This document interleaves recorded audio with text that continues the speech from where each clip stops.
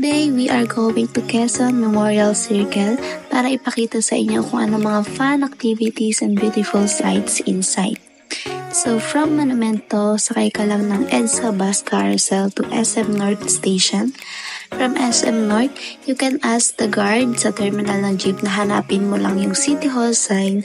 And tada! We are here at the Quezon Memorial Circle. Nakuha ng mga Quezon ang bahay noong 1927. Lumipat pagkatapos na si Senador Manuel L. Quezon ay nagkasakit ng tuberculosis. Upang mas malapit sa Santol Sanitarium para sa pagpapagamot, ang bahay ay nagsilbing tahan ng pamilya tuwing weekends. Good thing about this place is wala siyang mga building, so it's not covered at fresh yung hangin dito, and it's a very good place to hang out with family, friends, or your partner.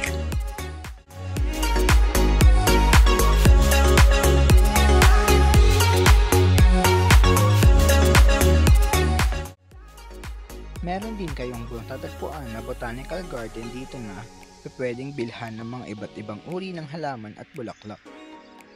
At ang kagandahan dito ay maaari kayong bumili ng may kasamang lupa o wala, depende sa kung anong uri ng halaman o bulaklak ang nais ninyong bilhin. Nagkakahalaga nga pala ito ng 200 pesos at magkakaroon ka na ng 5 hanggang 6 na piraso, depende sa klase ng bulaklak o halaman na inyong gusto.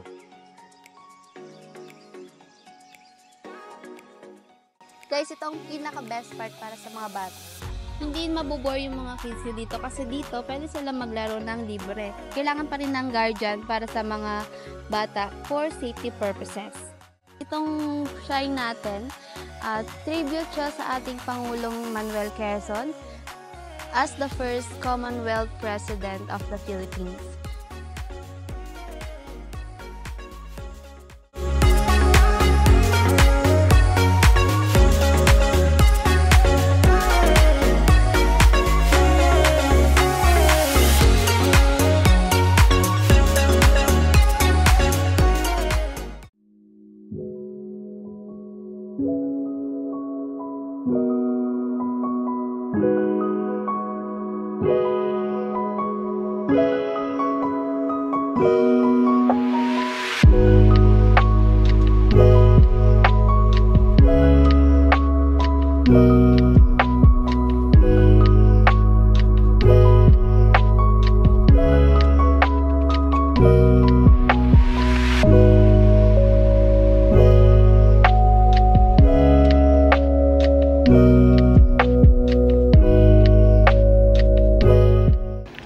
The first thing you notice as you step into the circle at night is the cool breeze that seems to breathe life into the trees. The iconic Quezon Memorial Shrine stands tall and majestic, illuminated, casting a long, graceful shadow on the paths below. There's an almost ethereal glow about it, reminding us of the city's rich history and the stories that echo through time. Walking in Quezon Memorial Circle late at night is more than just a stroll. It's an experience, a blend of calmness, community, and reflection. It's where the city breathes a little slower and where we too can take a moment to just be. 夢に僕らでを張って、来たるべき日のためにより